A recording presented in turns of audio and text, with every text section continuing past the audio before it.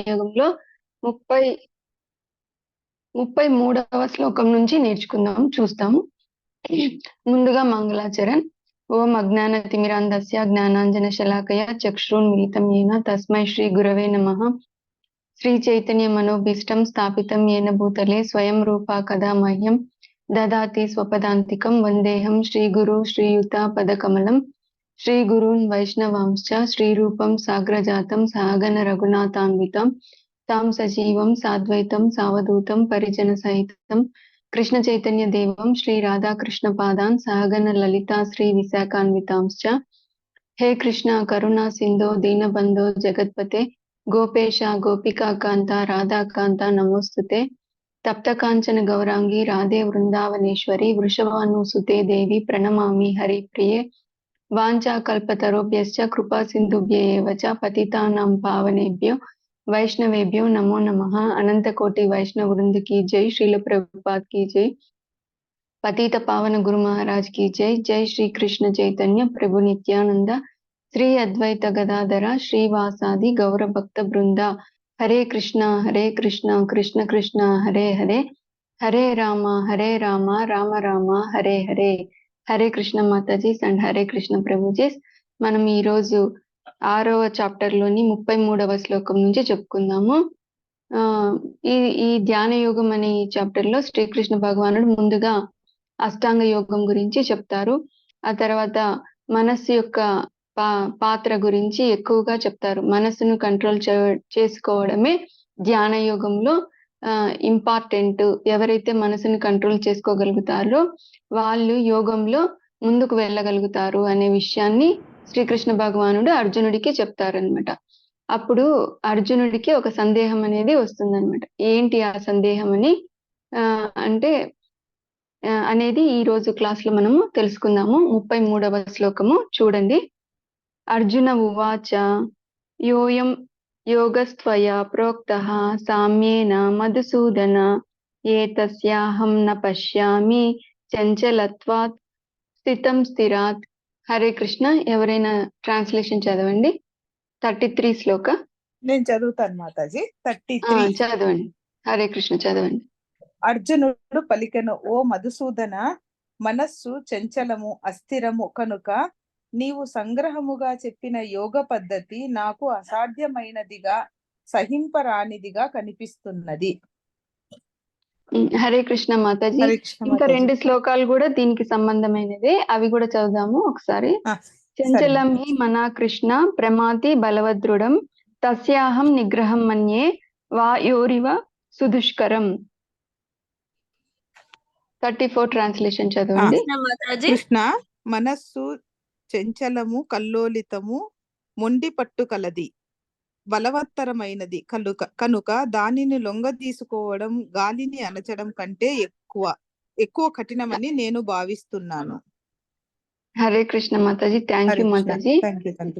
శ్రీకృష్ణ భగవానుడు చెప్పిన ధ్యాన యోగం ప్రాసెస్ అంతా విని అర్జునుడికి పెద్ద సందేహం వస్తుందన్నమాట. ఏమని వస్తుందంటే, ఇది చాలా కష్టతరంగా ఉంది, మనసు చాలా చంచలమైనది, అస్థిరమైనది.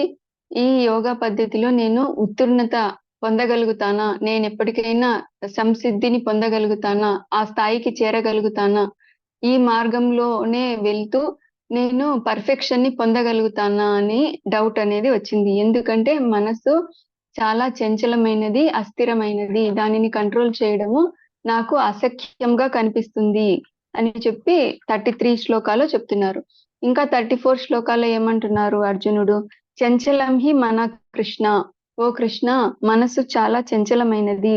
ప్రమాతిం అంటే మిక్కిలి కలత పెట్టునది. మనసు ఎప్పుడు కలత పెడతా ఉంటుంది మనిషిని. బలవద్ అంటే బలమైనది. దృఢం అంటే దృఢమైనది, మొండిది, కంట్రోల్ చేయడము చాలా కష్టము. తస్యాహం నిగ్రహం మన్యే వాయోరివ సుదుష్కరం. కాబట్టి ఈ మనసుని కంట్రోల్ చేయాలంటే నాకు చాలా కష్టతరంగా అనిపిస్తా ఉంది. ఈ యోగా పద్ధతి నాకు అసఖ్యంగా, అసాధ్యంగా అనిపిస్తా ఉంది కృష్ణ. కావాలంటే నేను వాయోరివ సుదుష్కరం, కావాలంటే నేను గాలిని కంట్రోల్ చేయగలుగుతాను, కానీ మనసును కంట్రోల్ చేయలేను కృష్ణ అని అంటారనమాట. అంటే ఇక్కడ అర్జునుడు గొప్ప యోధుడు, క్షత్రియ యోధుడు. అతడు యోగం చేయడానికి అన్ని అర్హతలు ఉన్నాయి. అంతేకాకుండా అర్జునుడు శ్రీకృష్ణ భగవానుని యొక్క గొప్ప భక్తుడు మరియు మిత్రుడు అన్నమాట. అటువంటి అర్జునుడికే ఈ యోగా పద్ధతి, ఈ ధ్యాన యోగా పద్ధతి అనేది కష్టతరం అనిపిస్తే, ఇక సామాన్య మానవుల పరిస్థితి అంటే మనలాంటి వాళ్ళ పరిస్థితికి ఇంక మనం ఆలోచించలేమన్నమాట. అర్జునుడు ప్రయత్నిస్తే సాధిస్తాడు. కానీ మనము ఈ కలియుగంలో ప్రజలు ఎంత ప్రయత్నించినా కూడా అది అసాధ్యమైన పని అన్నమాట. ఎందుకు అంటే మనము ఆధ్యాత్మికంగా ముందుకు వెళ్ళాలి అని ఎప్పుడైతే చూస్తామో అప్పుడు మనం ఏం చేస్తున్నట్టు లెక్క, ఈ మాయతో మనము యుద్ధం ప్రకటించినట్టు లెక్క అన్నమాట. ఆ మాయాదేవి ఇంకా రకరకాల ఆకర్షణలను మనకు ఎరగా వేస్తుంది. మనము ఆధ్యాత్మికంగా ముందుకు వెళ్ళకూడదు అని చెప్పి. ఆమె పనే అది అన్నమాట. మనము ఎంత టెంప్ట్ చేసినా కూడా టెంప్ట్ అవ్వకుండా భగవంతుని ధ్యాసలోనే ఇతను ఉండగలుగుతాడా లేదా అని టెస్ట్ చేయడమే మాయాదేవి యొక్క పని. అటువంటి వాళ్ళని మాత్రమే భగవద్ధామానికి పంపిస్తుందన్నమాట. కాబట్టి రకరకాల హంగులతో, రకరకాల ఆకర్షణలతో మళ్ళీ యోగిని ఈ భౌతిక విషయాల పట్ల ఆసక్తి కలిగేటట్లు మాయాదేవి సాయశక్తిలా ప్రయత్నిస్తుందన్నమాట. కాబట్టి ఈ ధ్యాన యోగా పద్ధతిని అవలంబిస్తూ సంసిద్ధిని పొందడము ఈ కలియుగ ప్రజలకి అసాధ్యం. ఎందుకు అంటే కలియుగ ప్రజలకి ఈ ధ్యాన యోగం చేయాలంటే ఎన్నో సంవత్సరాలు అడవుల్లో ఏకాంత ప్రదేశంలోకి వెళ్ళి ధ్యానం చేయాలి. అటువంటి అంత దీర్ఘాయుషు కూడా ఉండదు కలియుగ ప్రజల్లో, అల్పాయుష్కులు. కనీసం 100 సంవత్సరాలు గ్యారంటీ ఉందా అంటే అది కూడా లేదు. అంతేకాకుండా మందబుద్ధి, అల్పబుద్ధి. అంటే గొప్ప గొప్ప శాస్త్రాలు, భగవద్గీత, భాగవతము ఇవన్నీ అర్థం చేసుకునే ఉపనిషత్తులు, వేదాలు ఇవి చదివి అర్థం చేసుకునే జ్ఞానం కూడా లేదు. అంతేకాకుండా లేజీ అంటే సోమరితనం. అంటే అన్నిట్లో కాదు, మెటీరియల్ విషయాలలో కాదు, ఈ ఆధ్యాత్మిక విషయాలలో కలియుగ ప్రజలు సోమరులుగా ఉంటారన్నమాట. కాబట్టి మనకు ఈ ఈ ధ్యాన యోగం అనే పద్ధతి అర్జునుడికే కష్టమైతే మనకి ఇంకా కష్టమవుతుంది అనమాట. కాబట్టి శ్రీల ప్రభుపాదుల వారు భాష్యంలో ఏం రాస్తున్నారు అంటే ఈ యుగానికి, ఈ కలియుగానికి భక్తి యోగమే సులువైనది, అదే మనకి ఆచరణ సాధ్యమైనది. హరే కృష్ణ శ్రీ చైతన్య మహాప్రభు ఇచ్చిన హరే కృష్ణ మహామంత్రం ద్వారానే మనము సిద్ధిని పొందగలుగుతాము అని చెప్పి శ్రీల ప్రభుపాదుల వారు భాష్యంలో రాస్తారనమాట. నెక్స్ట్ దానికి ఇప్పుడు అర్జునుడు ప్రశ్న వేసినాడు కదా, దానికి సమాధానంగా శ్రీకృష్ణ భగవానుడు 35వ శ్లోకంలో సమాధానం ఇస్తున్నారనమాట. ఒకసారి చూడండి. శ్రీ భగవాను వాచ అసంశయం మహాబాహో మనో దుర్నిగ్రహం చలం అభ్యాసేన తు కౌంతేయ వైరాగ్యేన చ గృహ్యతే. హరే కృష్ణ. ఎవరైనా ట్రాన్స్లేషన్ చదవండి. హరే కృష్ణ మాతాజీ చదవండి మాతాజీ. భగవానుడు పలికెను, ఓ మహాబాహువులు గల కుంతి పుత్ర, నిస్సంశయముగా చంచలమైన మనసును నిగ్రహించుట మిక్కిలి కష్టతరము. కానీ తగిన అభ్యాసము మరియు వైరాగ్యములచే దానిని సాధింపవచ్చును. హరే కృష్ణ మాతాజీ. Thank you Mataji. హరే కృష్ణ. ఈ శ్లోకంలో శ్రీకృష్ణ భగవానుడు ఒప్పుకుంటున్నాడు అనమాట అర్జునుడు చెప్పిన దానికి. అర్జున, నువ్వు చెప్పావు మనసుని కంట్రోల్ చేయడము చాలా కష్టమని చెప్పావు. ఏమి డౌట్ లేదు, మనసుని కంట్రోల్ చేయడము చాలా కష్టతరమే, చాలా కష్టము, అసంశయం. నువ్వు చెప్పిన దాంట్లో ఏ డౌట్ లేదు. ఖచ్చితంగా మనసుని కంట్రోల్ చేయడం అనేది చాలా కష్టము అని చెప్తాడనమాట మొదటి లైన్ లో. అసంశయం మహాబాహో మనో దుర్నిగ్రహం చలం. ఎందుకంటే అది చంచలమైనది, అస్థిరమైనది, కాబట్టి కంట్రోల్ చేయడం కష్టమే. కానీ నెక్స్ట్ లైన్ లో దానికి ఎలా చేయాలి అనే దానికి చెప్తున్నాడు అనమాట. ఎలా చేయాలి? అభ్యాసేన తు కౌంతేయ వైరాగ్యేన చ గృహ్యతే. అంటే మనము అభ్యాసం ద్వారా, వైరాగ్యం ద్వారా మనసును కంట్రోల్ చేయగలుగుతాము అని చెప్పి శ్రీకృష్ణ భగవానుడు చెప్తున్నాడు. అభ్యాసము అంటే ప్రాక్టీస్ చేయడం ద్వారా, మరియు వైరాగ్యం అంటే డిటాచ్మెంట్, ఈ భౌతిక విషయాల పట్ల అనాసక్తిని పెంచుకోవడం ద్వారా మనసును మనము కంట్రోల్ చేయగలుగుతాము అని చెప్పి శ్రీకృష్ణ భగవానుడు చెప్తున్నారనమాట. ఈ వైరాగ్యము, ఈ అనాసక్తి, మెటీరియల్ విషయాల పట్ల, భౌతిక విషయాల పట్ల డిటాచ్మెంట్ అనేది మనకి ఎలా వస్తుంది అంటే మనం శ్రవణం చేయడం ద్వారా, అంటే మనలో మనం జ్ఞానం పెంచుకోవడం ద్వారా మనకు వైరాగ్యం అనేది వస్తుందన్నమాట. ఆ జ్ఞానాన్ని ఎలా పెంచుకోవాలి? శ్రవణం చేయడం ద్వారా. దేని గురించి శ్రవణం చేయాలి? శ్రవణం అనేది చాలా ఇంపార్టెంట్ అని చెప్తారు ఇక్కడ శ్రీకృష్ణ భగవానుడు. శ్రీకృష్ణ భగవానుని యొక్క నామ రూప గుణలీలల గురించి శ్రవణం చేయడం ద్వారా మనము శ్రవణం ద్వారా ఏమొస్తుంది అంటే శ్రీకృష్ణ భగవానుని గురించి వినడం ద్వారా ఆధ్యాత్మిక విషయాల పట్ల ఆసక్తి కలుగుతుంది. ఈ భౌతిక విషయాల నుంచి మనసు దూరం అవుతుంది అనమాట.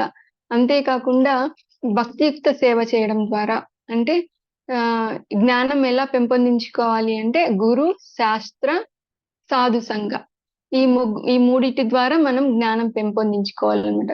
జ్ఞానం పెంపొందించుకుంటేనే మనకి ఏది మంచిది, ఏది మనకు పనికి రాదు అనే విషయం అనేది తెలుస్తుంది. ఒక ప్రామాణికుడైన గురు శిష్య పరంపరలో వచ్చిన ఆధ్యాత్మిక ఆచార్యుని నిర్దేశంలో భక్తియుక్త సేవ చేయడం ద్వారా, మరియు శాస్త్రాలు భగవద్గీత, భాగవతము ఇవి చదవడం ద్వారా, మరియు సాధు సంఘ, సాధువుల యొక్క డివోటీస్ అసోసియేషన్ లో ఉండడం ద్వారా మనకు భక్తికి ఏది అనుకూలమైనది, భక్తికి ఏది ప్రతికూలమైనది అనేది తెలుస్తుంది అనమాట. ఆ విధంగా మనము జ్ఞానాన్ని పెంపొందించుకోవడం ద్వారా ఎంత ఎక్కువగా మనము భగవంతుని గురించి శ్రవణం చేస్తామో అంత ఎక్కువగా మనకు మెటీరియల్ విషయాల పట్ల ఆసక్తి అనేది తగ్గుతుంది అనమాట. ఎంత ఉత్సాహంతో మనము భగవంతునికి భక్తియుక్త సేవ చేస్తామో అదే ప్రపోర్షన్ లో మనకు మనసు కూడా భౌతిక విషయాల నుంచి దూరం అవుతుంది అనమాట.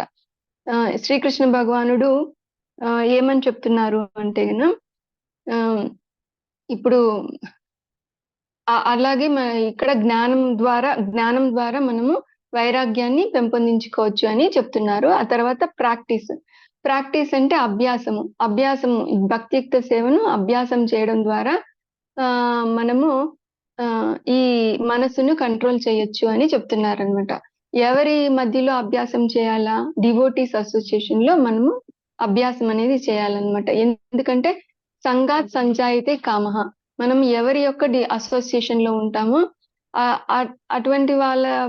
అటువంటి కోరికలే వస్తాయన్నమాట మనకి. ఒక భౌతిక వ్యక్తితో అసోసియేషన్ లో ఉన్నాము అంటే మనకు భౌతికమైన విషయాల పట్లనే ఆకర్షణ అనేది కలుగుతుంది అనమాట. ఒకవేళ మనం భక్తులతో అసోసియేషన్ లో, భక్తుల సాంగత్యంలో ఉన్నాము అంటే మనకు భక్తియుక్త సేవ చేయాలి అనే కోరిక కలుగుతుంది అనమాట. కాబట్టి ఈ ప్రాక్టీస్ అండ్ రినౌన్సియేషన్ అంటే అభ్యాసం ద్వారా మరియు వైరాగ్యం ద్వారా మనము ఈ మనసుని కంట్రోల్ చేయొచ్చు అన్నమాట. ఈ జ్ఞానం శ్రవణం చేయడం ద్వారా జ్ఞానం వస్తుంది అని చెప్పినాను కదా. ఒకవేళ మనకి ఇది ఏమీ తెలియదు అనుకోండి, భగవద్గీత గురించి ఏమీ తెలియదు అనుకోండి, మనం మామూలుగా మన విద్యుక్త ధర్మాలు చేస్తా పోతాం. మన ఒక వైఫ్ గాను, ఒక మదర్ గాను, లేకపోతే ఒక డ్యూటీ, మనకి ఏదైనా డ్యూటీ ఉంటే దాన్ని సక్రమంగా చేసుకుంటా పోయినారనుకోండి, ఓన్లీ బాడీలీ కంఫర్ట్స్ మాత్రమే చూసుకుంటా మన విద్యుక్త ధర్మం చేసుకుంటా పోయినాం అనుకోండి, భక్తి అనేది చేయలేదు. కాబట్టి మనకి బాగానే ఉంటుంది, అంటే మన జీవితం సజావుగానే సాగుతా ఉంటుంది. అంటే మంచి జీతం ఉంటుంది, సౌకర్యవంతమైన ఫెసిలిటీస్ అన్ని ఉన్నాయి అనుకోండి. అప్పుడు మనము ఇవి ఎటర్నల్ గా మనకి ఉంటాయా? అట్లా ఉంటే గన మనం ఇదంతా ఏం చేయాల్సిన పని లేదు. అవి ఏమి శాశ్వతం కాదు కదా. ఎంత మంచి సౌకర్యవంతమైన జీవితం ఉన్నా కూడా రోగం అనేది, డిసీజ్ వస్తుంది, ఓల్డ్ ఏజ్ వస్తుంది, చివరకు మనకి ఏదో ఒక రోజు డెత్ కూడా వస్తుంది. దీన్ని ఆపలేము. కాబట్టి ఓన్లీ మనము బాడీలీ కంఫర్ట్స్ మాత్రమే చూసినాము అంటే మనకు ఎటువంటి లాభం అనేది లేదనమాట. అలా కాకుండా మనము ఏం చేయాలి అంటే సోల్ కంఫర్ట్స్ కూడా చూడాలన్నమాట. ఆత్మకు ఆనందం ఎక్కడ ఉంది అనే విషయాన్ని కూడా మనము చూడాలన్నమాట. ఈ మనసుకు పట్టిన ఈ భౌతిక రోగం, అంటే భౌతిక విషయాల పట్ల ఆసక్తి అనేది ఎలా తగ్గుతుంది అంటే గన శ్రీల ప్రభుపాదుల వారు భాష్యంలో ఏమని చెప్తున్నారు అంటే గన మనము ఆత్మకు మనం భక్తియుక్త సేవలో నెలకొనడం ద్వారా కృష్ణ చైతన్యంలో ఉండడం ద్వారా ఈ మనసుకు పట్టిన భవరోగం అనేది తగ్గుతుంది అని చెప్తారనమాట. ఇంకా ఈ కృష్ణ చైతన్య విధానము అంటే ఏంటి అంటే giving food, medicine and diet to soul అని చెప్తారనమాట. ఆత్మకు ఆహారాన్ని ఇవ్వడము, మెడిసిన్ ఇవ్వడము, మందుని ఇవ్వడము, మరియు ఆ మెడిసిన్ పనిచేయాలంటే ఏం చేయాలి? పథ్యం కూడా ఉండాలన్నమాట. శ్రీల ప్రభుపాదుల వారు ఏం చెప్తారంటే ఈ కృష్ణ చైతన్య విధానం ఏంటి అంటే ఆత్మకు ఫుడ్ ఇవ్వడం. అంటే ఫుడ్ అంటే ఏంటి? భక్తియుక్త సేవ చేయడం. అంటే హరే కృష్ణ భక్తియుక్త సేవ చేయడం ద్వారా ఆత్మకి ఆనందాన్ని ఇవ్వడం అన్నమాట. ఆ తర్వాత మెడిసిన్, మన భావరోగంకి మెడిసిన్ ఏంటి అంటే గన హరే కృష్ణ మహామంత్రము అన్నమాట. మరి ఆ మెడిసిన్ మంచిగా పనిచేయాలి అంటే గన అప్పుడు పథ్యం అనేది ఫాలో అవ్వాలన్నమాట. ఆ డైట్ ఏంటి అంటే గన కృష్ణ ప్రసాదాన్ని మనము స్వీకరించాలి. అంతేకాకుండా 4 నియమాలను పాటించాలన్నమాట. శ్రీల ప్రభుపాదులు చెప్పిన 4 నియమాలు పాటించాలి. 4 నియమాలు ఏంటి? మాంసాహారం తినకూడదు, అభద్ర స్త్రీ సంఘం చేయకూడదు, జూదం ఆడకూడదు, మత్తు పానీయాలు స్వీకరించకూడదు. ఎందుకు అంటే ఈ రెస్ట్రిక్షన్ శ్రీల ప్రభుపాదులు ఎందుకు పెట్టారు అంటే ఈ 4 మన పాపపు జీవితం యొక్క these are the 4 pillars of sinful life అంటారనమాట శ్రీల ప్రభుపాదుల వారు. ఈ 4 వల్లనే మన పాప జీవితం యొక్క 4 స్తంభాలు అని చెప్తారనమాట. మనం హరే కృష్ణ మహామంత్రాన్ని జపం చేస్తున్నాము ఎందుకు? మన పూర్వకర్మ పాప ఫలాలన్నీ పోవడానికి. ఒక పక్క ట్రై చేస్తున్నాము మన సిన్ఫుల్ రియాక్షన్స్ అన్ని పోవడానికి, మళ్ళీ ఇంకొక పక్క అవన్నీ సిన్ఫుల్ లైఫ్ చేస్తా ఉంటే అది వర్కౌట్ అవ్వదన్నమాట. కాబట్టి మందు వేసుకోవాలి, పథ్యము పాటించాలి, పాటిస్తూ భక్తియుక్త సేవ కూడా చేయాలి. ఈ విధంగా చేయడం ద్వారా మనసును మనము కంట్రోల్లో పెట్టుకోగలుగుతాము అని చెప్పి శ్రీకృష్ణ భగవానుడు 35వ శ్లోకంలో చెప్తున్నారనమాట. ఇప్పుడు 36వ శ్లోకంకి వెళ్దాము. అసంయతాత్మనా యోగో దుష్ప్రాప ఇతి మే మతి వస్యాత్మనా తు యతత సఖ్యో వాప్తుం ఉపాయతః. హరే కృష్ణ. ఎవరైనా ట్రాన్స్లేషన్ చదవండి. హరే కృష్ణ మాతాజీ. చెప్పండి. నిగ్రహించబడని మనస్సు కలిగిన వానికి ఆత్మానుభూతి మిక్కిలి కఠిన కార్యం. కానీ మనోనిగ్రహం కలిగి తగిన పద్ధతుల ద్వారా యత్నించు వానికి తప్పక విజయము సిద్ధించును. ఇది నా అభిప్రాయము. హరే కృష్ణ మాతాజీ. Thank you Mataji. ఈ శ్లోకంలో శ్రీకృష్ణ భగవానుడు తన ఫైనల్ ఒపీనియన్ చెప్పేస్తున్నారు అనమాట. ఒకటే మాట చెప్పేస్తున్నారు. ఎవరైతే మనసును నిగ్రహిస్తారో అతను యోగాలో సక్సెస్ అవుతారు. ఎవరైతే మనసును కంట్రోల్ చేయలేరో, నిగ్రహించలేరో అతనికి యోగాలో సక్సెస్ అవ్వదు, ఫెయిల్యూర్ అవుతారు అని చెప్తున్నారు అనమాట. ఒకే మాట చెప్పేస్తున్నారు. మనసును కంట్రోల్ చేయడం ద్వారానే మనము ఆధ్యాత్మికంగా ముందుకు వెళ్ళగలుగుతాము అనే విషయాన్ని ఇది నా ఒపీనియన్, ఇదే నా అభిప్రాయము అని శ్రీకృష్ణ భగవానుడు ఈ శ్లోకంలో చెప్తున్నాడు అనమాట. అంటే మనసు యొక్క పాత్ర ఎంతో ఉంది అన్నమాట. ఆధ్యాత్మికంగా మనం ముందుకు వెళ్ళాలి అంటే మనసును భౌతిక విషయాల నుంచి నిగ్రహించడం అనేది చాలా ఇంపార్టెంట్ అని చెప్పి అటువంటి వ్యక్తికే యోగంలో సక్సెస్ అయ్యే ఛాన్స్ ఉంది, లేకపోతే లేదు అని చెప్తున్నారనమాట. నెక్స్ట్ ఇదంతా విన్న తర్వాత మళ్ళీ ఇంకా డౌట్స్ వస్తాయన్నమాట అర్జునుడికి. 37, 38, 39వ శ్లోకంలో తన డౌట్స్ అన్ని అడుగుతారనమాట.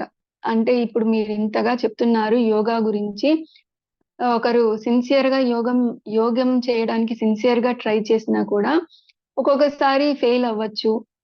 అటువంటి విఫలుడైన యోగి యొక్క గతి ఏమిటి అనేది అతని డౌట్ అన్నమాట. అర్జునుడి యొక్క డౌట్ అది అడుగుతా ఉన్నారు. 37వ శ్లోకం చూద్దాము. అర్జున ఉవాచ అయతి శ్రద్ధయోపేతో యోగాచలిత మానసః అప్రాప్య యోగ సంసిద్ధం కాం గతిం కృష్ణ గచ్చతి. హరే కృష్ణ. ఎవరైనా ట్రాన్స్లేషన్ చదవండి. హరే కృష్ణ. 37 శ్లోకము. హరే కృష్ణ మాతాజీ. హరే కృష్ణ మాతాజీ. చదవండి మాతాజీ. అర్జునుడు పలికెను, ఓ కృష్ణ, మొదట ఆత్మానుభూతి మార్గమును మిక్కిలి శ్రద్ధతో అంగీకరించినను పిమ్మట లౌకిక భావన చేత దానిని విడిచి యోగలో పరిపూర్ణత్వంను సాధించలేక విఫలుడైన యోగి గతి ఏమిటి? హరే కృష్ణ మాతాజీ. మాతాజీ 38, 39 కూడా చదువుదాము. కచ్చిన్నో 38 శ్లోక. కచ్చిన్నోభయ విభ్రష్ట చిన్నాభ్రమివ నశ్యతి అప్రతిష్టో మహాబాహో విమూఢో బ్రహ్మణపతి. హరే కృష్ణ. ఓ మహాబాహుడవైన కృష్ణ, ఆధ్యాత్మిక మార్గం నుండి వైదొలిగిన అట్టి మానవుడు ఆధ్యాత్మిక మరియు భౌతిక విజయములు రెండింటిని పొందని వాడై ఎక్కడనూ స్థానం లేకుండా వాయువుచే చెదరగొట్టబడిన మేఘము వలె నశింపడా. హరే కృష్ణ. 39 శ్లోకము. ఏ తన్మే సంశయం కృష్ణం చేతుమర్హస్య శేషతః త్వదన్యః సంశయస్యాస్య చేతాన హ్యుషపద్యతే. ఓ కృష్ణ, ఈ నా సందేహమును పూర్తిగా తొలగించమని నిన్ను నేను ప్రార్థించుతున్నాను. ఈ సందేహమును తొలగించుటకు నీవు తప్ప ఇతరులు ఎవరును కనబడలేదు. హరే కృష్ణ. హరే కృష్ణ మాతాజీ. Thank you Mataji. ఇక్కడ అర్జునుడికి ఒక డౌట్ వచ్చిందనమాట. మన కోసమే ఈ డౌట్ అడిగాడు అర్జునుడు. ఏమని అంటే, సరే కృష్ణ, ఒకరు ఆధ్యాత్మిక మార్గంలో ముందుకెళ్ళడానికి ఈ యోగా పద్ధతిని అవలంబించారు, ఎంతో శ్రద్ధతో చేస్తున్నారు. కానీ మొదట అంతా శ్రద్ధతో చేసినారు, కానీ ఈ మనసు అనేది చాలా చంచలమైనది, అస్థిరమైనది. కాబట్టి మళ్ళీ ఈ భౌతిక విషయాల పట్ల ఆసక్తి చెంది ఒకవేళ ఫెయిల్ అయితే, యోగా మార్గంలో ఫెయిల్ అయితే అతని గతి ఏమిటి, అతని పరిస్థితి ఏమిటి? అతను రెండిటిలో విజయం సాధించలేక, అట్లా భౌతిక పరంగా విజయం సాధించలేక, అట్లా ఆధ్యాత్మిక పరంగా విజయం సాధించలేక, రెండిటిలో విజయం సాధించలేక నశిస్తాడా? ఏ విధంగా? గాలి చేత చెదరగొట్టబడిన మేఘం వలె అటువంటి యోగి నశిస్తాడా? ఇది ఈ ఒక్క డౌట్ నాకు ఉంది కృష్ణ. ఈ డౌట్ నువ్వు మాత్రమే నాకు తీర్చగలుగుతావు, ఇంకెవరు తీర్చలేరు. దయచేసి ఈ సందేహాన్ని తీర్చండి అని అడుగుతున్నారు అన్నమాట అర్జునుడు. విఫలుడైన యోగి యొక్క గతి ఏమిటి, అతని పరిస్థితి ఏంటి? అటు భౌతికంగాను ఇటు ఆధ్యాత్మికంగాను రెండిటిలోనూ విజయం సాధింపక అతను నశిస్తాడా? నాకు సందేహాన్ని తీర్చండి. ఇది కృష్ణుడిని మాత్రమే, మీరు మాత్రమే నాకు ఈ డౌట్ తీర్చగలుగుతారు అని అంటున్నాడు అర్జునుడు. ఎందుకు అంటే, ఎవరి గురించి అయినా, పాస్ట్ గురించి అయినా, ఇప్పుడు నా గురించి పాస్ట్ అయినా, ప్రెసెంట్ అయినా, ఫ్యూచర్ అయినా ఎవరికి తెలుసు? శ్రీకృష్ణ భగవానునికి మాత్రమే తెలుసు అన్నమాట. భూత భవిష్యత్ వర్తమాన కాలాలు భగవంతునికి అన్ని తెలుసు. కాబట్టి ఒక యోగి యొక్క పరిస్థితి ఏంటి, ఫ్యూచర్ పరిస్థితి ఏంటి అనేది భగవంతునికి మాత్రమే తెలుసు. కాబట్టి మీరు తప్ప ఈ విషయము, నాకు ఈ డౌట్ క్లియర్ చేసే వాళ్ళు ఇంకొకరు నాకు కనిపించలేదు. దయచేసి నాకు సమాధానం ఇవ్వండి అని చెప్పి అడుగుతున్నాడు అనమాట. దానికి సమాధానంగా శ్రీకృష్ణ భగవానుడు మళ్ళీ చెప్తున్నాడు అనమాట. 40వ శ్లోకం చూద్దాము. శ్రీ భగవాను వాచ పార్థ నైవేహ నాముత్ర వినాశస్తస్య విద్యతే నహి కళ్యాణ కృత్ కశ్చిద్ దుర్గతిం తాత గచ్చతి. 40వ శ్లోకం ట్రాన్స్లేషన్ ఎవరైనా చదవండి. హరే కృష్ణ మాతాజీ. శ్రీకృష్ణ భగవానుడు పలికెను, పార్థ, శుభకార్యాలలో నెలకొన్నట్టి యోగి ఈ లోకంలో కాని పరలోకంలో కాని వినాశనము చెందడు. మిత్రమా, మంచి చేసేవాడు ఏనాడు చెడుచే పరాజితుడు కాడు. హరే కృష్ణ మాతాజీ. Thank you Mataji. హరే కృష్ణ మాతాజీ. ఈ శ్లోకంలో శ్రీకృష్ణ భగవానుడు ఏం చెప్తున్నారంటే, అర్జున, నీకు ఎటువంటి డౌట్ అవసరం లేదు. ఎందుకు అంటే, శుభకార్యాలు, మంగళకరమైన కార్యాలు చేసే వాళ్లకు ఎన్నటికీ పతనం అనేది ఉండదు అని చెప్తున్నాడు అనమాట. అతను ఇంకా ప్రోగ్రెస్ అవుతాడు, కానీ పతనం అనేది ఉండదు అనేది చెప్తున్నాడు.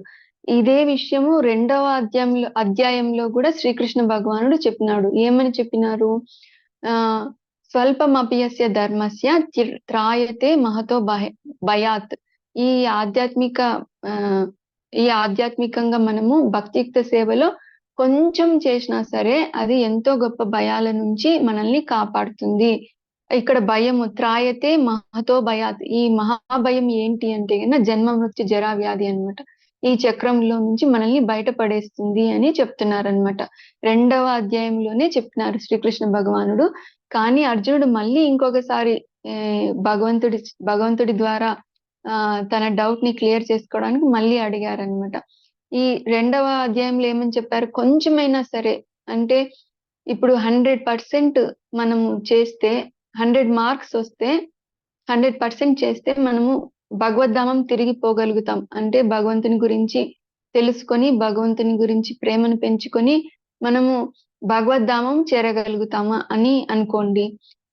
ఈ జన్మలో నేను ఒక 10% చేశాను, ఇంకా తర్వాత నాకు టైం లేదు, నేను వెళ్ళిపోయినాను అనుకోండి. నెక్స్ట్ ఇంకొక జన్మ అనేది వస్తుంది కదా, అప్పుడు ఏమవుతుంది, అప్పుడు ఈ 10% మనకి క్యారీ అవుతుంది అనమాట. నెక్స్ట్ జన్మలో నేను 11 నుంచి మొదలు పెడతాను. అంటే దీంట్లో నష్టం ఏమీ లేదనమాట. అంటే మళ్ళీ మొదటి నుంచి రావాలి అనేది కాదనమాట. మళ్ళీ 11th% నుంచి మళ్ళీ నేను ప్రయత్నం చేసి సిద్ధిని పొందడానికి భగవద్ధామం చేరడానికి మనము ముందుకెళ్ళొచ్చు అనమాట. అంటే ఈ భక్తియుక్త సేవలో నష్టం అనేది లేదు, అది క్యారీ అవుతూనే ఉంటుంది. ఇప్పుడు మనము ఈ జన్మలో ఒక మాల హరే కృష్ణ మహామంత్రం చేశామనుకోండి, మన ఎటర్నల్ బ్యాంక్ అకౌంట్ లో ఆ సుకృతి అనేది ఉంటుంది, ఎల్లప్పటికీ ఉంటుంది అనమాట. మళ్ళీ నెక్స్ట్ జన్మలో మనకు 2, 3, 4, 5 అలా హరే కృష్ణ మహామంత్రం, అంటే నేను ఎగ్జాంపుల్ కి చెప్తున్నాను. మనం ఎంత భక్తి చేసినా అది ఎక్కడికి పోదు, ఎన్ని జన్మలైనా సరే మన బ్యాంక్ అకౌంట్ లో ఆ సుకృతి అనేది ఉంటుందన్నమాట. ఆ నెక్స్ట్ నుంచి మనం మళ్ళీ పరిపూర్ణత్వాన్ని సాధించొచ్చు. ఇది ఎంత బాగుంది చూడండి, అసలు నష్టం లేదు, పతనం లేదు, ఈ మార్గంలో భయం లేదు. అంటే ఇక్కడే ఈ జన్మలోనే అంతా ఫినిష్ ఒకవేళ చేసుకోకపోయినా కూడా మనకి మళ్ళీ నెక్స్ట్ ఛాన్స్ అనేది వస్తుందన్నమాట. అదే భౌతికంగా చూడండి, ఇప్పుడు ఒక బీటెక్ చదివిన సాఫ్ట్వేర్ ఎంప్లాయ్ ఉన్నాడు అనుకోండి, అతను జాబ్ చేస్తే ఏదో ఒక రోజు అతను వయసు అయినాక చనిపోయినాడు అనుకోండి, నెక్స్ట్ జన్మలో అతను నేను పోయినసారి నేను బీటెక్ చేసినాను, ఇప్పుడు నేను ఎంటెక్ నుంచి మొదలుపెడతాను అంటే అవుతుందా? కాదు. మళ్ళీ ఎల్కేజీ యూకేజీ ఫస్ట్ క్లాసు అక్కడి నుంచే మళ్ళీ రావాలన్నమాట. ఈ భౌతికమైనది ఏది అంత తాత్కాలికమైనది. మనం భక్తియుక్త సేవ ఎంత కొంచెం స్వల్పమప్యస్య ధర్మస్య, కొంచెం భక్తియుక్త సేవ చేసినా కూడా అది క్యారీ అవుతుంది అని చెప్తాడనమాట.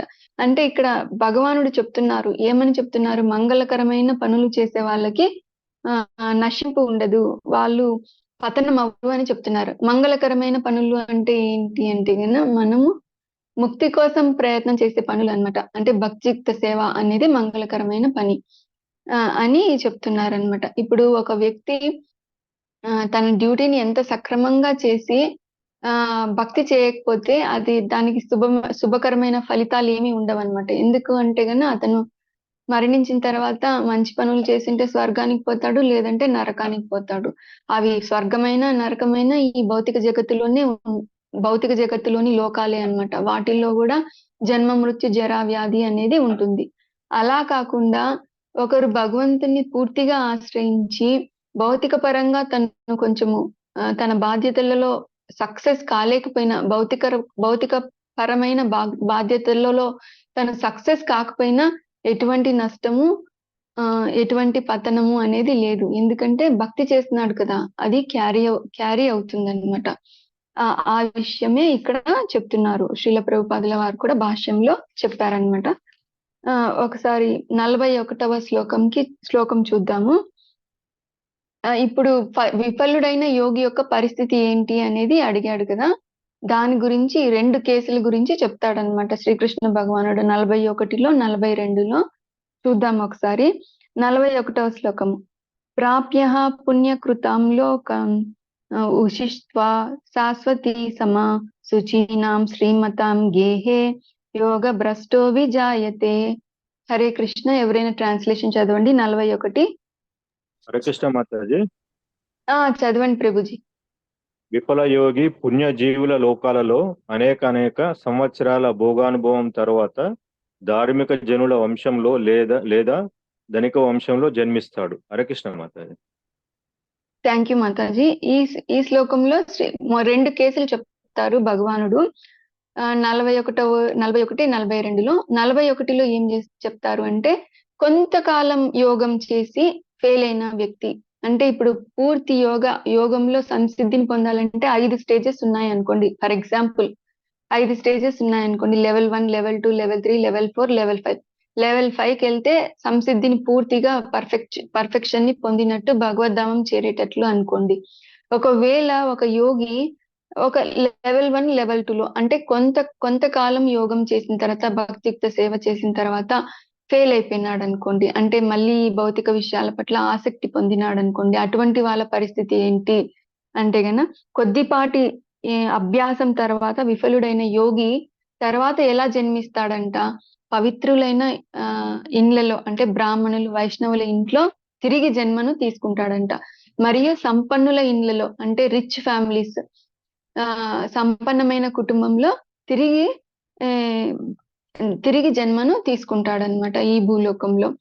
ఎందుకు సంపన్నమైన జీవితాన్ని ఇస్తాడు భగవంతుడు అటువంటి వాళ్ళకి అంటే గన, ఇప్పుడు ఒక పూర్ పర్సన్ ఉన్నాడు, ఒక పేద వ్యక్తి ఉన్నాడు. అతను రోజు కూలికి వెళ్తే గాని తనకి భోజనం గడవదు అనుకోండి, రెక్కాడితే గాని డొక్కాడదు అనుకోండి.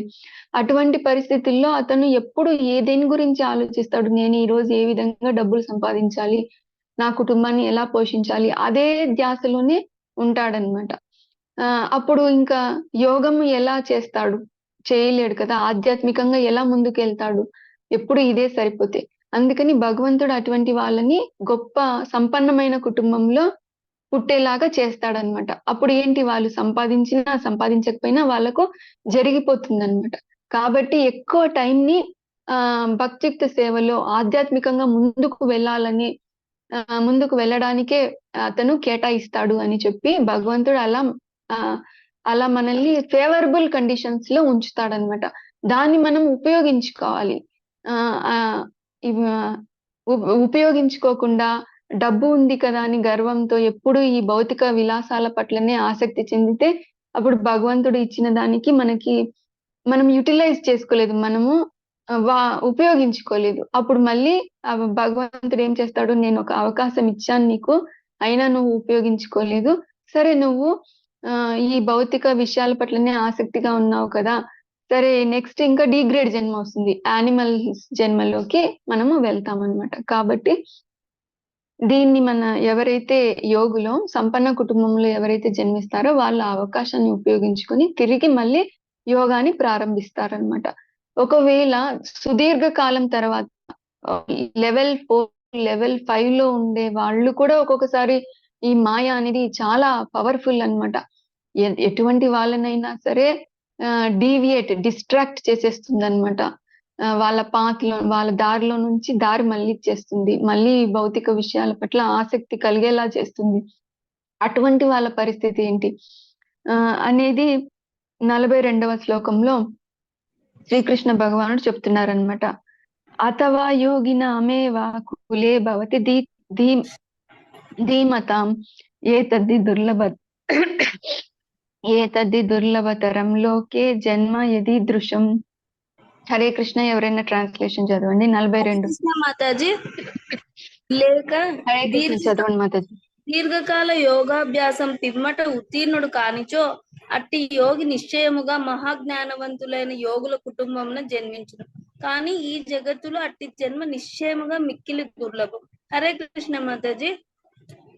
Thank you Mataji. ఈ శ్లోకంలో శ్రీకృష్ణ భగవానుడు ఏం చెప్తున్నారంటే, సుదీర్ఘ కాలం యోగాభ్యాసం చేసిన యోగి ఆ స్టేజ్ లో విఫలుడైతే, ఫెయిల్ అయితే, సక్సెస్ కాకపోతే అటువంటి వాళ్ళకి ఎటువంటి జన్మనిస్తాను అంటే గన మహా జ్ఞానవంతులైన కుటుంబాలలో అతనికి జన్మనిస్తాను. ఆచార్యుల కుటుంబాలలో, గోస్వాముల కుటుంబాలలో, అతను భక్తుల వైష్ణవుల కుటుంబాలలో, మహాభక్తుల కుటుంబాలలో అతడు జన్మ తీసుకుంటాడనమాట.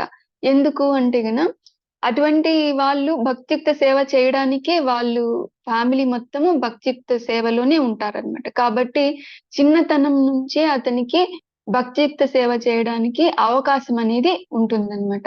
కాబట్టి అలా మహాజ్ఞానుల కుటుంబాలలో, ఆచార్యుల కుటుంబాలలో సుదీర్ఘ కాలం యోగం తర్వాత ఫెయిల్ అయిన యోగికి నేను అటువంటి కుటుంబాలలో పుట్టే అవకాశాన్ని ఇస్తాను అని చెప్తాడనమాట. శ్రీల ప్రభుపాదుల వారు భాష్యంలో కూడా చెప్తున్నారనమాట. ఏమని చెప్తున్నారు? ఉదాహరణ, మీకు భరత్ మహారాజ్ గురించి తెలుసు కదండి. అంటే శ్రీరామచంద్రుడి యొక్క తమ్ముడు భరత్ మహారాజ్. ఆ భరత్ మహారాజ్ గురించి కాదు, జడ భరతుడు అని ఇంకొక భరత్ మహారాజ్ కూడా ఉన్నారనమాట. ఈ భరత్ మహారాజు తన సక్సెసర్ ఎప్పుడైతే వచ్చినాడో వెంటనే అతన్ని రాజసింహాసనం ఇచ్చేసి ఆ రాజ్యం పట్ల ఎటువంటి వ్యామోహం లేకుండా అడవులకు వెళ్ళి యోగాభ్యాసం చేసి భగవంతునికి భక్తియుక్త సేవ చేయాలని ఎంతో శ్రద్ధతో యోగం చేస్తాడనమాట. యాక్చువల్ గా మన ఇండియాకి, భారతదేశానికి భారతదేశం అనే పేరు కూడా ఆ భరత్ మహారాజ్ వల్లనే వచ్చిందనమాట. ఆ భరత్ మహారాజ్ యొక్క పేరుతోనే భారతదేశానికి భారతదేశం అనే పేరు వచ్చింది. అతను ఎంత గొప్ప స్థితికి వెళ్తాడు అంటే, ఈ భక్తియుక్త సేవలో 8 స్టేజెస్ ఉన్నాయి కదా. శ్రద్ధ, సాధు సంగ, భజన క్రియ, అనర్థ నివృత్తి, నిష్ఠ, రుచి, ఆసక్తి, భావ, ప్రేమ. లాస్ట్ స్టేజ్ కృష్ణ ప్రేమని పొందడం అన్నమాట. భావ 7వ స్టేజ్ లో ఉంటాడనమాట భరత్ మహారాజు. అంటే ఇంకొంచెం భక్తియుక్త సేవ చేసుంటే భగవంతుని పట్ల కృష్ణ ప్రేమను పొంది భగవద్ధామం తిరిగి పోయేవాడనమాట. అటువంటి స్టేజ్ లో ఒక చిన్న మిస్టేక్ అనేది జరుగుతుందన్నమాట. ఒకసారి భరత్ మహారాజు అడవిలో ధ్యానంలో ఉండగా ఏమవుతుంది అంటే, ఆ జింక గర్భవతిగా ఉంటుందన్నమాట. ఆ జింకని వెంబడిస్తూ ఒక పులి వస్తుందన్నమాట. ఆ భయంతో ఆ జింక ఏం చేస్తుందంటే నదిలోకి దూకుతుందన్నమాట, ఆ పులి యొక్క భయంతో. అప్పుడు ఆ నదిలోకి దూకగానే అది ప్రసవం అవుతుంది. అంటే బేబీ జింకని ప్రసవిస్తుందన్నమాట. ప్రసవించగానే ఆ తల్లి జింక మరణిస్తుంది. అప్పుడు ఇది చూస్తాడు భరత్ మహారాజు. చూసి ఏం చేస్తాడు, అయ్యో దీనికి తల్లి లేదే అని చెప్పి ఆ జింకను చేరదీస్తాడనమాట. చేరదీసి దాన్ని ప్రేమతో పెంచడం మొదలు పెడతాడనమాట. ఆ విధంగా అతను జింక పట్ల ఆసక్తిని పెంపొందించుకుంటాడనమాట. ఈ భక్తియుక్త సేవని మొత్తము వదిలేసి ఆ జింక పట్ల ఆసక్తిని పెంచుకొని, ఇది తినిందా, ఎక్కడికి వెళ్తుందో, ఎక్కడికన్నా వెళ్తే క్రూర మృగాలు దీన్ని తింటాయేమో అని ఎప్పుడు దాన్ని కనిపెట్టుకొని ఉండడము, దానికి సేవ చేయడము, అలా మొత్తము డీవియేట్ అయిపోతాడనమాట. అది ఎంత సేవ చేసినా దానికి భరత్ మహారాజు ఒకరోజు ఏం చేస్తుంది, అది అడవిలోకి వెళ్ళిపోతుంది అనమాట. భరత్ మహారాజుని వదిలేసి వెళ్ళిపోతుంది. అది వెళ్ళిపోగానే భరత్ మహారాజు ఆ జింక మీద ఎంతో బెంగ పెట్టుకుంటాడనమాట. ఇది చిన్న జింక, ఇది తల్లి లేనిది, ఇప్పుడు అడవిలోకి వెళ్ళింది. చాలా వెతుకుతాడు కానీ కనపడదు. అది ఇంకా బతికుందో లేదో, ఏ క్రూర మృగాలైనా దాన్ని తినేసాయో ఏమో, ఎప్పుడు ఈ ధ్యాసలోనే ఉంటాడనమాట. చివరికి తన అవసాన దశ వస్తుంది. ప్రాణం విడిచేటప్పుడు అతనికి జింక ధ్యాసలోనే ఉంటూ ప్రాణాన్ని వదులుతాడనమాట. భగవంతుడు నెక్స్ట్ చాప్టర్స్ లో వస్తుంది. ఏమని చెప్తారు అంటే, ఎవరు మనం చనిపోయేటప్పుడు ఏ స్మరణలో ఉంటామో ఆ భావాన్ని పొందుతాము అని శ్రీకృష్ణ భగవానుడు చెప్తారనమాట. నెక్స్ట్ శ్లోకాలలో చెప్తారు. కాబట్టి ఇక్కడ భరత్ మహారాజు ఎంత గొప్ప భక్తియుక్త సేవ చేసినా సరే, చివరకు లాస్ట్ కి ఏ ధ్యాసలో పోయినారు, శరీరాన్ని వదిలారు. జింకను ఆలోచిస్తూనే శరీరాన్ని వదిలారు. కాబట్టి అతనికి నెక్స్ట్ జన్మలో అతను జింకగా పుడతాడనమాట. జింకగా పుడతాడు. పుట్టిన తర్వాత అతని అదృష్టము ఏంటి అంటే, భగవంతుని కృప ఉంది భరత్ మహారాజ్ పైన. ఎందుకంటే తను ఎంతో భక్తియుక్త సేవ చేసినాడు. స్టేజ్కి వచ్చారు కాబట్టి అతనికి పూర్వం గురించి కాన్షియస్నెస్ అనేది ఉంది అనమాట. అంటే నేను పూర్వంలో భరత్ మహారాజుని ఇలా ఒక జింక మీద వ్యామోహంతో నేను ఈ జింక శరీరాన్ని స్వీకరించాను అని చెప్పి అతనికి కాన్షియస్నెస్ అయితే భగవంతుడు అలాగే ఉంచాడనమాట. కాబట్టి ఆ జింక ఎప్పుడు కూడా జింక శరీరంలో ఉన్నా కూడా భగవంతుడిని ధ్యానించేదనమాట. అలా ధ్యానిస్తూ ఏమవుతుంది అంటే గన, ఆ జింక తర్వాత భగవంతుడు మళ్ళీ భరత్ మహారాజుకి ఒక గొప్ప బ్రాహ్మణుల కుటుంబంలో జన్మించే ఒక బ్రాహ్మణుడిగా అతనికి మళ్ళీ అవకాశము ఇస్తాడనమాట. 3వ జన్మ ఏది అంటేనే ఒక గొప్ప వైష్ణవుల ఇంట్లో జన్మను పొందుతాడు. ఆ తర్వాత అతను సంసిద్ధిని పొందుతాడనమాట. ఆ విధంగా ఆ విధంగా భగవంతుడు సుదీర్ఘ యోగం తర్వాత, అభ్యాసం తర్వాత విఫలుడైన యోగిని గొప్ప ఆచార్యుల కుటుంబాలలో జన్మించేటట్లు చేస్తారనమాట. శ్రీల ప్రభుపాదుల వారు భాష్యంలో ఏం చెప్తున్నారు అంటే గన, శ్రీల ప్రభుపాదులు ఎక్కడా కూడా చెప్పలేదన్నమాట, రాసుకోలేదు తన గురించి. కానీ ఈ శ్లోకంలో రాస్తారు శ్రీల ప్రభుపాదుల వారు. ఏమని రాస్తారో ఒకసారి చూడండి. భగవత్ కృపచే మా ఆధ్యాత్మిక ఆచార్యులైన ఓం విష్ణుపాద శ్రీమద్ భక్తి సిద్ధాంత సరస్వతి గోస్వామి మహారాజు గారికిని మాకును అట్టి కుటుంబములలో జన్మించే అవకాశం కలిగినది. ఆ విధంగా జీవితారంభము నుండే మేము శ్రీకృష్ణ భగవానుని భక్తియుక్త సేవలో సుశిక్షితులమైతిమి. తర్వాత భగవంతుని దివ్య సంకల్పానుసారము నేను గురు శిష్య పరంపరలోని మా ఆధ్యాత్మిక ఆచార్యుని కలుసుకోగలిగితిని. అటువంటి జన్మ మాకు వచ్చింది అని చెప్తున్నారనమాట శ్రీల ప్రభుపాదుల వారు. మా గురువు గారైన శ్రీమద్ భక్తి సిద్ధాంత సరస్వతి ఠాకూర్ గారికి మరియు నాకు అటువంటి ఆచార్యుల యొక్క కుటుంబాలలో జన్మించేలా భగవంతుని కృప మాకు కలిగింది. కాబట్టి మేము చిన్న వయసు నుంచే శ్రీకృష్ణుని యొక్క భక్తియుక్త సేవలో నియమితులమైనాము. ఆ విధంగానే నేను నా గురువు గారైన భక్తి సిద్ధాంత సరస్వతి ఠాకూర్ గారిని కూడా నేను కలుసుకోవడం జరిగింది అని చెప్పి శ్రీల ప్రభుపాదుల వారు భాష్యంలో రాస్తున్నారనమాట. నెక్స్ట్ 43వ శ్లోకంకి వెళ్దాము. తత్రతం బుద్ధి సంయోగం లభతే పూర్వదేహికం యతతే చ తతతో భూయః సంసిద్ధౌ కురు నందన. హరే కృష్ణ. ఎవరైనా 43వ శ్లోకం ట్రాన్స్లేషన్ చదవండి. హరే కృష్ణ. చదవండి మాతాజీ. అట్టి జన్మను పొందిన అతను తన పూర్వజన్మకు సంబంధించిన ఆధ్యాత్మిక చైతన్యమును పునరుద్ధరించుకొని విజయమును సాధించుటకు అధిక అభివృద్ధి కొరకై యత్నించును. హరే కృష్ణ మాతాజీ. హరే కృష్ణ. Thank you Mataji. అలా జన్మను తీసుకున్న తర్వాత అటువంటి యోగి మళ్ళీ యోగమును పునః ప్రారంభిస్తాడు. మళ్ళీ యోగమును పునః ప్రారంభించి మనస్సును పరమాత్మ పైననే లగ్నం చేయడానికి ప్రయత్నం చేసి భక్తియుక్త సేవలో నెలకొని ఆ విధంగా మళ్ళీ పరిపూర్ణత్వం సాధించడానికి పునః ప్రారంభిస్తాడు అని చెప్పి ఈ శ్లోకంలో శ్రీకృష్ణ భగవానుడు చెప్తున్నారనమాట. 44వ శ్లోకంకి వెళ్దాము. పూర్వాభ్యాసేన తేనైవ హ్రియతే హ్యవసోపి సహ జిజ్ఞాసురపి యోగస్య శబ్ద బ్రహ్మాతి వర్తతే. ట్రాన్స్లేషన్ చదవండి మాతాజీ. హరే కృష్ణ మాతాజీ. చదవండి. పూర్వ జన్మపు దివ్య చైతన్య కారణముగా అతడు కోరకనే అప్రయత్నముగా యోగం వైపునకు ఆకర్షితులగను. జిజ్ఞాసువైన అట్టి యోగి శాస్త్రములందు తెలుపబడిన కర్మ నియమములకు సదా అతీతుడై ఉండును. హరే కృష్ణ మాతాజీ. Thank you Mataji. ఈ శ్లోకంలో శ్రీకృష్ణ భగవానుడు ఏం చెప్తున్నారు అంటే, అటువంటి జన్మను పొందిన యోగి తిరిగి మళ్ళీ ఈజీగా భక్తియుక్త సేవను ప్రారంభిస్తాడనమాట. ఎందుకు అంటే పూర్వంలో చేసిన ఆధ్యాత్మిక చైతన్యం ద్వారా అతను అప్రయత్నంగానే, అంటే ఇన్వాలంటరీగానే ఈ భక్తియుక్త సేవ వైపుకి ఆకర్షింపబడతాడనమాట. ఆకర్షింపబడి అతను భక్తియుక్త సేవను మళ్ళీ మొదలు పెడతాడు. అటువంటి జిజ్ఞాసు అయిన యోగి శాస్త్రములలో తెలుపబడిన ఆచార విధులకు ఎల్లప్పుడూ అతీతుడై ఉండును.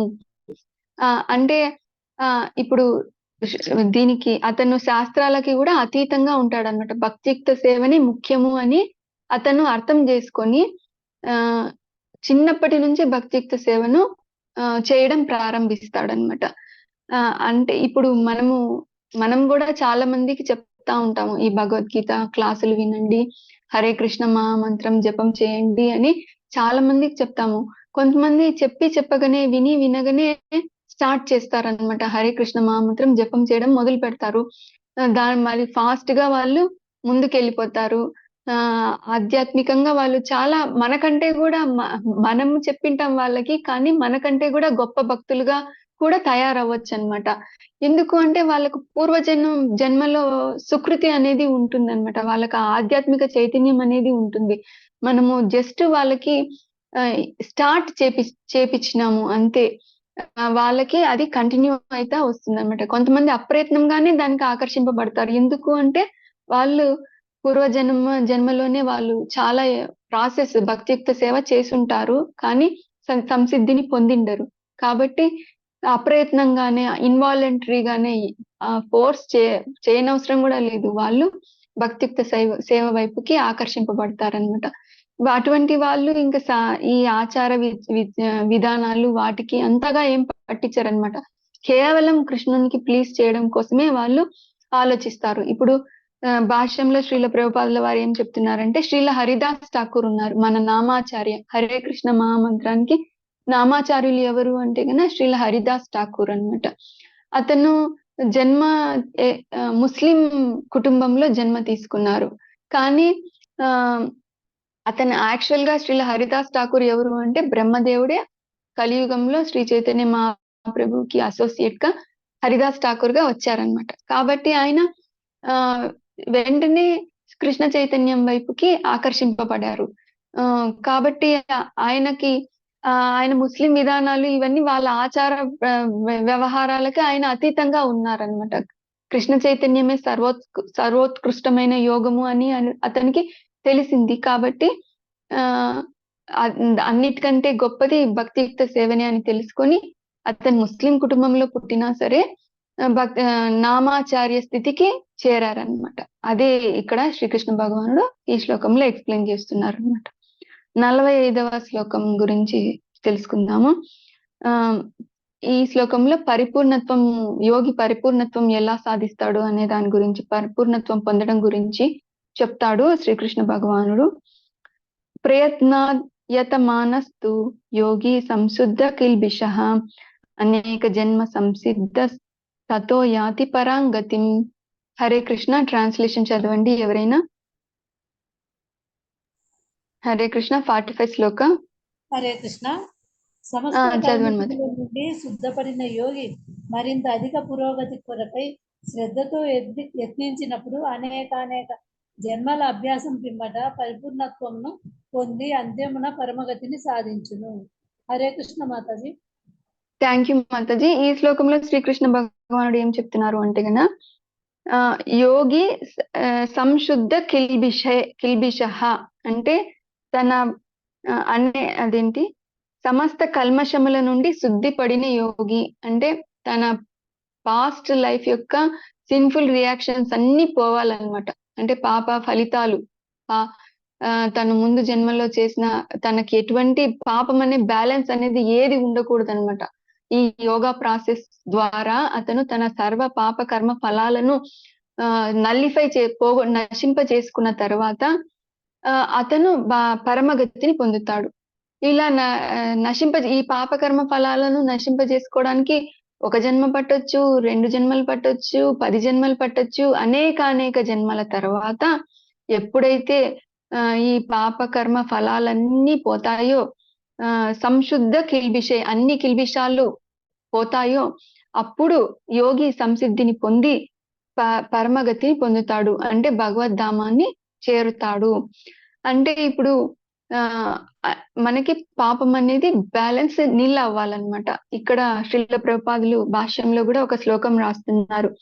ఏషాం త్వంతగతం పాపం జనానాం పుణ్యకర్మణాం తే ద్వంద్వ మోహ నిర్ముక్త భజంతే మాం దృఢవ్రత. ఎవరైనా సరే అంతగత పాపం అంటే పాపం అనేది అంతం అవ్వాలి.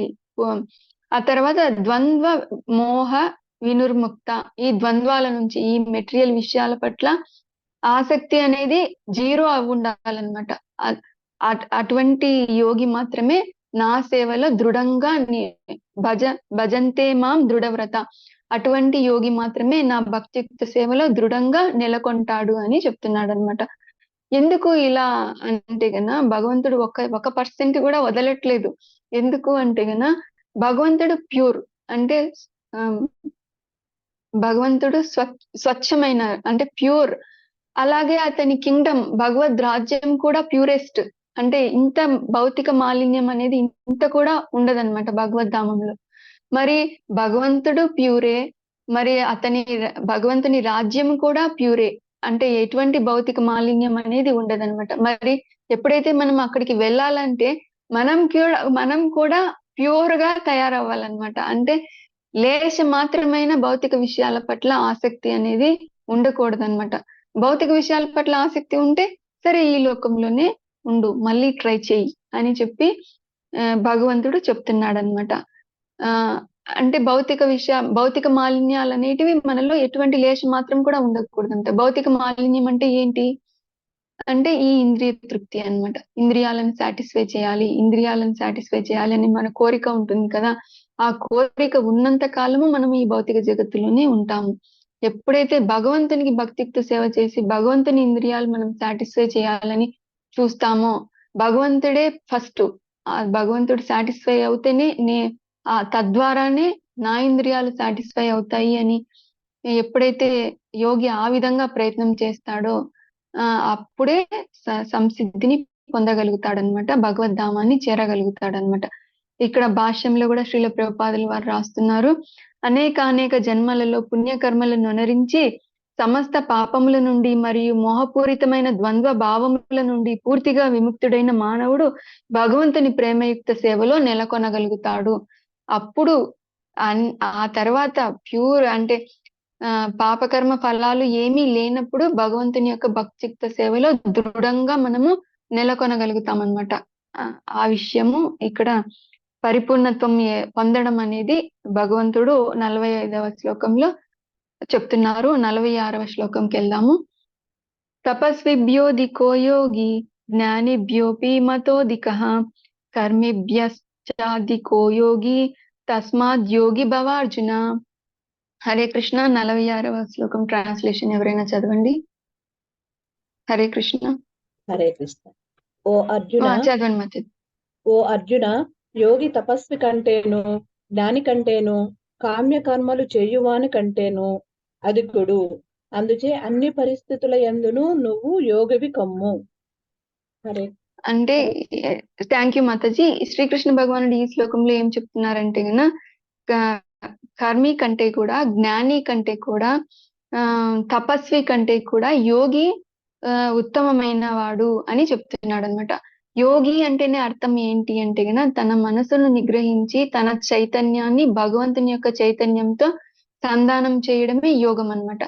అంటే భగవంతుని గురించి ధ్యానంలో ఉండడం అంటే భక్తియుక్త సేవ చేయడం. కాబట్టి ఎలాగైనా సరే ఈ కర్మి కంటే అంటే విద్యుక్త ధర్మాలు చేసే కర్మి కంటే కూడా జ్ఞానయోగి కంటే ఎక్కువ జ్ఞానము భగవంతుని యొక్క జ్ఞానం సంపాదించడం కంటే కూడా తపస్వి ఎక్కువ తపస్వి కంటే కూడా యోగి అనేవాడు గొప్పవాడు. ఎందుకు అంటే అతను భగవంతుని యొక్క చైతన్యంతో తన చైతన్యాన్ని సంధానపరచడానికి ట్రై చేస్తున్నాడు కాబట్టి అర్జున, నువ్వు అన్ని పరిస్థితులలో ఎట్టి పరిస్థితుల్లో అయినా సరే యోగిగానే ఉండు. అంటే నువ్వు భగవంతుని యొక్క చైతన్యంలోనే ఉండు అని చెప్తున్నాడు అనమాట.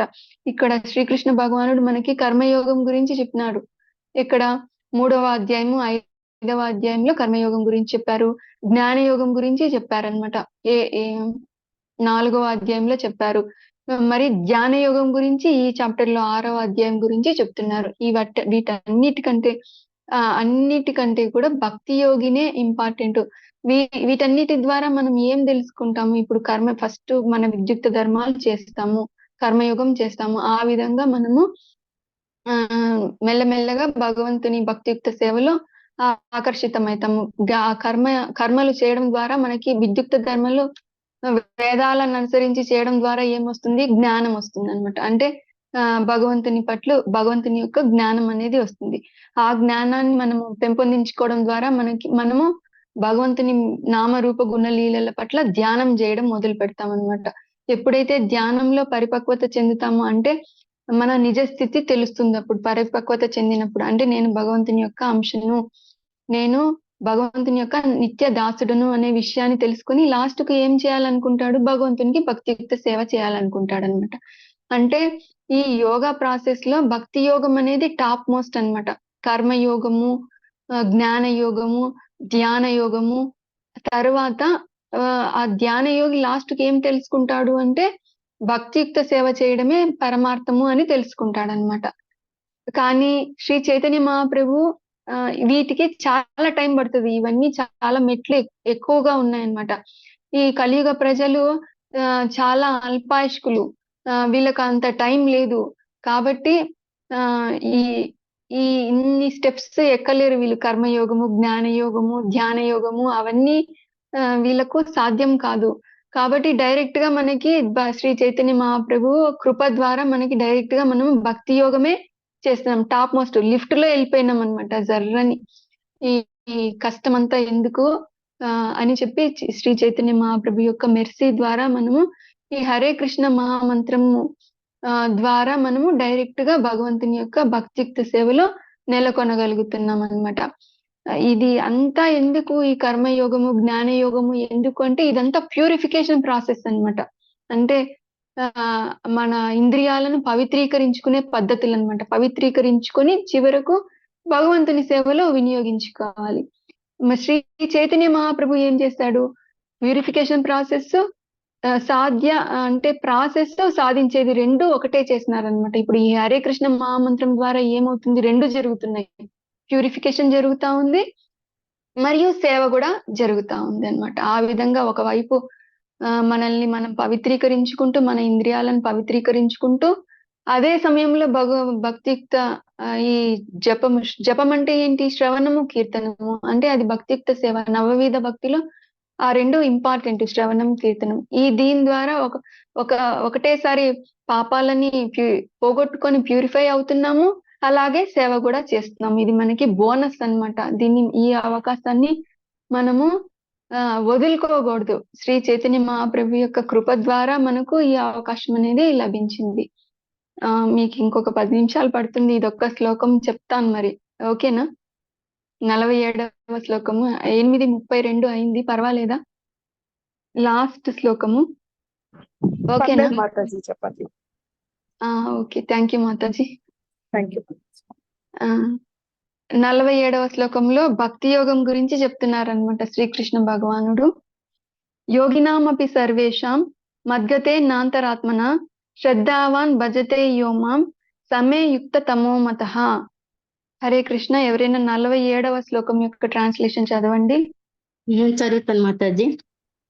చదవండి మాతాజీ. అంతెంత శ్రద్ధతో నా భావన యందే సదా నిలిచి ఉండేవాడును, నన్నే తన యందు సదా స్మరించువాడును, మరియు నాకు దివ్యమైన ప్రేమయుత సేవను వనరించువాడును అగు యోగులందరికన్నను అత్యంత సన్నిహితముగా నాతో యోగమునందు కూడినట్టి వాడై ఉండెను. సర్వులలో అతడే అంచున్నట్టు ఇదియే నా అభిప్రాయం. హరే కృష్ణ మాతాజీ. Thank you Mataji. ఈ శ్లోకంలో శ్రీకృష్ణ భగవానుడు ఫైనల్ ఒపీనియన్ చెప్పేస్తున్నారు. ఇదే నా అభిప్రాయము అని కూడా చెప్తున్నారు అనమాట. ఏమని అంటే యోగినామపి సర్వేషాం, యోగులందరిలో అంటే కర్మయోగులలో, ధ్యాన యోగులలో, జ్ఞాన యోగుల్లో, భక్తి యోగుల్లో, అందరి యోగుల్లోకి ఎవరు ఉత్తమ యోగి అనేది చెప్తున్నారంట. మద్గతే నాంతరాత్మనః, ఎవరు సర్వకాల సర్వావస్థల్లో ఎల్లప్పుడూ తన మనసును నా యందే లగ్నం చేశారో అటువంటి వాళ్ళు ఎవరు చెప్పండి? ప్రహ్లాద్ మహారాజు, అంబరీష్ మహారాజు, గోపికలు, వీళ్ళు ఎప్పుడు సర్వకాల సర్వావస్థల్లో భగవంతుని వదలలేదన్నమాట.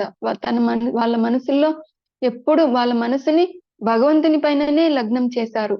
అటువంటి వాళ్ళు గోపికా స్త్రీలు ఏం చేసేవాళ్ళు, వాళ్ళు పాలు పితుకుతున్నా సరే కృష్ణునే తలుచుకునే వాళ్ళు, వాళ్ళు వెన్న చిలుకుతున్నా, ఇల్లు కల్లాబు చల్లుతున్నా, పిడకలు కొడుతున్నా, పిల్లల్ని సముదాయిస్తున్నా, ఇంటి పని చేస్తున్నా, వంట పని చేస్తున్నా, గోపికా స్త్రీలు 24/7 24 గంటలు భగవంతుని యొక్క చైతన్యంలోనే శ్రీకృష్ణ భగవానునే వాళ్ళు స్మరించుకునే వాళ్ళు అనమాట. అటువంటి యోగులు సర్వకాల సర్వావస్థల్లో మనసును నా యందు లగ్నం చేసేవాళ్ళు.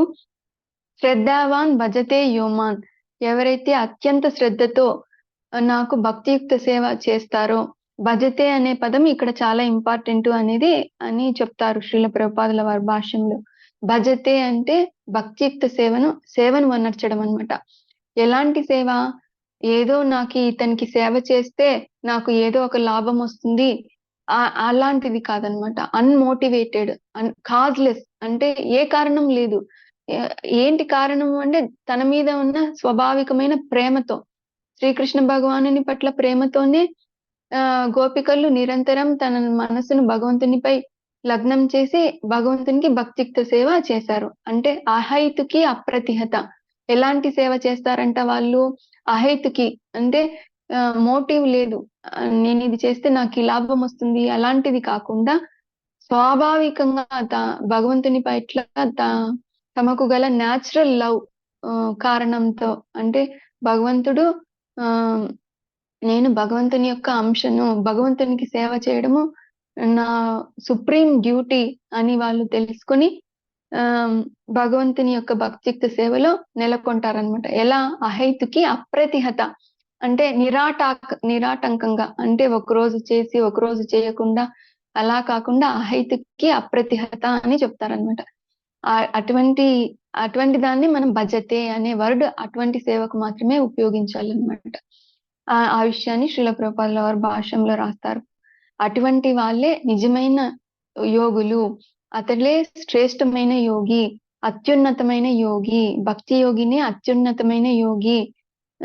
సమేయుక్త తమో మత, ఇదే నా అభిప్రాయము, ఇదే నా ఫైనల్ ఒపీనియన్ అని చెప్తున్నారనమాట శ్రీకృష్ణ భగవంతుడే చెప్పాడు భక్తి యోగే గొప్ప, కాబట్టి భక్తి యోగమే ఈజీ ప్రాసెస్ అని. కాబట్టి కర్మయోగము, జ్ఞానయోగము, జ్ఞానయోగము వీటికన్నిటికంటే కూడా భక్తి యోగమే ఇంపార్టెంట్ అని చెప్తారనమాట. ఇలా భక్తి యోగం గురించి చెప్పి ఆ తర్వాత శ్రీకృష్ణ భగవానుడు భక్తిని గురించి ఎలాబరేట్ గా, ఆ భక్తియుక్త సేవ ఎలా చేయాలి అనేది ఎలాబరేట్ గా 7 to 12 చాప్టర్స్, 6 అధ్యాయాలు చెప్తారనమాట భక్తి గురించి. అది ఇప్పుడు మనము ఒక సెక్షన్ అయిపోయింది. ఇప్పుడు 18 అధ్యాయాలు ఉన్నాయి కదా మనకి భగవద్గీతలో. ముందు 6 అధ్యాయాలు కర్మని గురించి చెప్తాయి, తర్వాత 6 అధ్యాయాలు భక్తిని గురించి చెప్తాయి అన్నమాట. కాబట్టి గురు గౌరాంగ యొక్క కృపతో, శ్రీకృష్ణ భగవాను యొక్క కృపతో మనము ఒక సెక్షన్ ని కంప్లీట్ చేసుకోగలిగాం అన్నమాట. ఇక్కడ శ్రీల ప్రభుపాదుల వారు భక్తి యోగి ఎలా చేస్తారు అనేది, ఏ ధ్యాసలో ఉంటారు ఎల్లప్పుడు అనేది చాలా చక్కగా వివరించారు. ఒకసారి చదువుతాను చూడండి. గొప్ప అదృష్టము చేతనే ఎవరైనాను భక్తి యోగ మార్గమున కృష్ణ చైతన్య స్థితికి చేరి వేద నిర్దేశములను అనుసరించి సుస్థిరుడు కాగలడు. ఆదర్శవంతుడైన యోగి శ్యామసుందరుడు, నీలమేఘ శ్యాముడు, సూర్యుని వలె ప్రకాశించు ముఖపద్మము కలిగిన వాడు, ఉజ్వల మనులతో పొదగబడిన వస్త్రమును దాల్చినట్టి వాడు, పుష్పమాలలను ధరించిన వాడైన శ్రీకృష్ణ భగవానిపై తమ ధ్యానం కేంద్రీకరించుచు బ్రహ్మజ్యోతిగా పిలువపడు అతని తేజోవంతమైన దేహకాంతి దిక్కులన్నిటినీ చేస్తుండును. అతడు రాముడు, నృసింహుడు, వరాహుడు, దేవాతి దేవుడైన శ్రీకృష్ణుడు వంటి అనేక రూపములలో అవతరించును. అతడు యశోదామాతకు పుత్రునిగా మానవ రూపంలో అవతరించి శ్రీకృష్ణుడు, గోవిందుడు, వాసుదేవునిగా పిలువబడు అతడే సంపూర్ణమైన ఉత్తమ పుత్రుడు, భర్త, మిత్రుడు, గురువు. అతడే సమస్త సంపదలతోనూ సమస్త దివ్య గుణములతోనూ నిండి ఉండును. ఎవరైనాను భగవంతుని ఈ దివ్య లక్షణములను పూర్తిగా ఎరిగినచో అతడు సర్వోన్నత యోగిగా పిలువబడును. భగవంతుడే భక్తియుక్త సేవ చేయడమే, భగవంతునికి సేవ చేయడమే జీవితం యొక్క పరమ లక్ష్యము అని ఎవరైతే తెలుసుకొని భక్తియుక్త సేవలో నెలకొంటారో అతనే గొప్ప యోగి అనే విషయాన్ని శ్రీల ప్రభుపాదుల వారు భాష్యంలో చెప్తున్నారు. హరే కృష్ణ. ఈ 6వ అధ్యాయము ఇంతటితో ముగిస్తున్నాము. ఈ రోజు క్లాస్ కూడా ఇంతటితో ముగిస్తున్నాను. ఈ అవకాశం ఇచ్చినటువంటి పరాభక్తి మాతాజీకి, మథురాపతి ప్రభుజీకి నేను నా కృతజ్ఞతలు తెలుపుకుంటున్నాను. ఎవరికైనా ఏమైనా సందేహాలు ఉంటే అడగండి, నేను చెప్పడానికి ప్రయత్నం చేస్తాను. హరే కృష్ణ. ఎవరికైనా డౌట్లు ఉంటే చెప్పండి మాతాజీ, అడగండి. హరే కృష్ణ మాతాజీ. ఏమైనా డౌట్లు ఉన్నాయా మాతాజీ? ప్రభుజీ ఏం లేవు మాతాజీ. థ్యాంక్స్ ప్రభుజీ. ఏం లేకపోతే ఒకసారి హరే కృష్ణ మహామంత్రం జపం చేసి క్లాస్ ని ఎండ్ చేద్దాము. హరే కృష్ణ కృష్ణ కృష్ణ హరే హరే, హరే రామ రామ రామ హరే హరే. వాంఛాకల్పతరుభ్యశ్చ కృపా సింధుభ్య ఏవ చ పతితానాం పావనేభ్యో వైష్ణవేభ్యో నమో నమః. అనంత కోటి వైష్ణవ వృంద్ కి జై, శ్రీల ప్రభుపాద్ కి జై, పతిత పావన గురు మహారాజ్ కి జై, నామాచార్య శ్రీల హరిదాస్ ఠాకూర్ కి జై. హరే కృష్ణ మాతాజీస్ అండ్ హరే కృష్ణ ప్రభుజీ. దండవత్ ప్రణామ్ to all of you. Class ని ఎండ్ చేద్దాం మాతాజీ. హరే కృష్ణ. కృష్ణ మాతాజీ. హరే కృష్ణ. హరే కృష్ణ. హరే కృష్ణ బాగా చెప్పారు మాతాజీ. చాలా Thank బాగా you. చెప్పారు హరే మాతాజీ. కృష్ణ. చాలా బాగా. Thank you Mataji. హరే కృష్ణ. మాతాజీ హరే కృష్ణ.